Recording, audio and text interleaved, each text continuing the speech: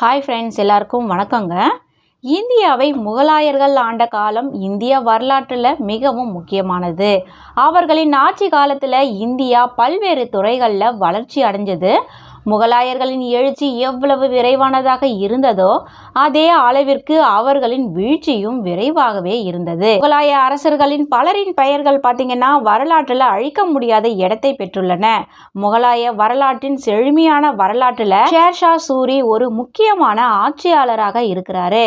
அவரின் வரலாறு ரத்தம் சிந்தாமல் உருவானது அப்படின்னு சொல்லலாம். 5 ஆண்டுகளுக்கு மேலாக ஷேர்ஷா இந்தியாவை ஆட்சி செஞ்சிருக்காரு. வரலாற்றில் அழிக்க முடியாத குறிப்பிடத்தக்க சாதனைகள் மூலயமா ஒரு அழியாத அடையாளத்தை விட்டு சென்றிருக்காரு அப்படின்னு சொல்லலாம். 1486 பரீத் கானாக பிறந்த ஷேர்ஷாவின் அரியணை நோக்கிய பயணம் பார்த்தீங்கன்னா முகலாய பேரரசர் பாபரின் படையில் பணிபுரிந்த போது தொடங்கியது. இந்த காலகட்டத்தில் தான் ஷேர்ஷாவின் முகலாய சிம்மாசனத்தில் ஏறும் தகுதி மற்றும் திறமையை பற்றி பாபர் தற்செயலாக கவனிச்சாரு.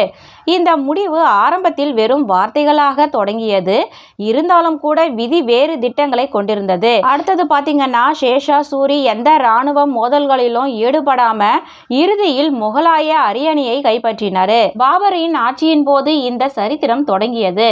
முதல்ல பரீத் கான் என்று பெயரிடப்பட்ட ஷேர்ஷா தனது இளமை பருவத்தில் ஒரு சிங்கத்தை கொன்றதன் மூலமா அசாதாரண தைரியத்தை வெளிப்படுத்திய பின்னர் ஷேர்ஷா என்ற பெயரை பெற்றாரு.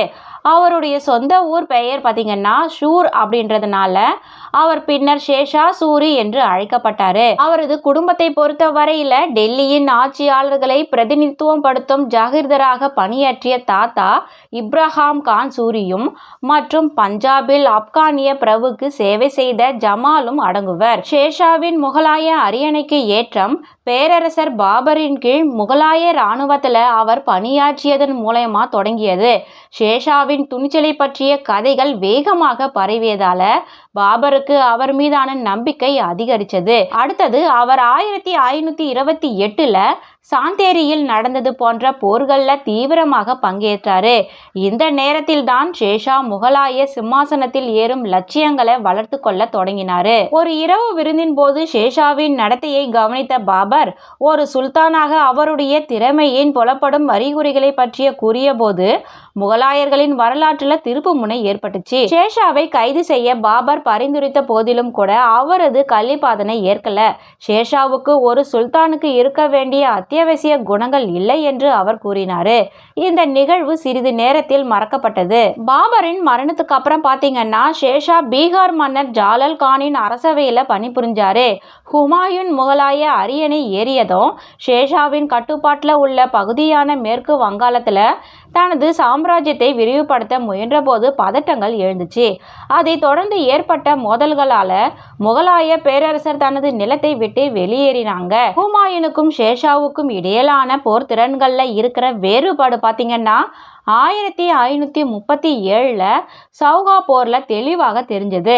ஷேர்ஷாவின் மென்மையை உணர்ந்த ஹுமாயூனும் முகலாய சுல்தானகத்தின் ஒரு பகுதியாக இருந்த பீகார் மற்றும் வங்காளத்தை ஷேர்ஷாவுக்கு வழங்குவதற்காக ஒரு போர் நிறுத்தத்தை முன்மொழிந்தார்.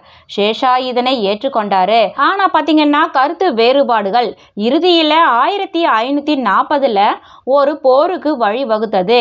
இதன் விளைவாக ஷேர்ஷா பெரிய சிரமமின்றி குறைந்த இழப்புகளுடன் போரில் வெற்றி பெற்றாரு. ஷேர்ஷாவின் சாதனைகள் போர்க்களத்துக்கு அப்பாலும் தொடர்ந்துச்சு. அவர் இந்தியாவின் சாலைகளில் பல சத்திரங்களை உருவாக்கினாரு. அது மட்டும் இல்லை, வெயில்ல இருந்து பயணிகளை பாதுகாக்க முக்கிய வழிகளில் மரம் நடும் பணியை தொடங்கினாரு. சோனார்கான்ல இருந்து சிந்து நதி வரை 1500 கிலோமீட்டர் நீளமுள்ள சாலையை அவர் அமைச்சாரு. இது இன்று ஜிடி சாலை என்று அழைக்கப்படுது. அவரது 5 ஆண்டு ஆட்சியில டெல்லியில உள்ள புராணக்கோட்டை மற்றும் கோட்டைக்குள்ள கிலாஹி ஹுவானா மசூதி கட்டப்பட்டது. ஷேர்ஷாவின் நிர்வாக திறனுக்கு இவை சில உதாரணங்கள் மட்டுமே தான். ஷேர்ஷா சூரியின் ஆட்சியானது இராணுவ வெற்றிகளால் மட்டுமல்ல, இந்தியாவின் நிலப்பரப்பு மற்றும் நிர்வாகத்தில் அவர் செய்த மாற்றங்கள் மற்றும் சாதனைகள் மூலமா இன்றும் வரலாற்றில் நிலை பெற்று இருக்கிறாரு என்றது குறிப்பிடத்தக்கது.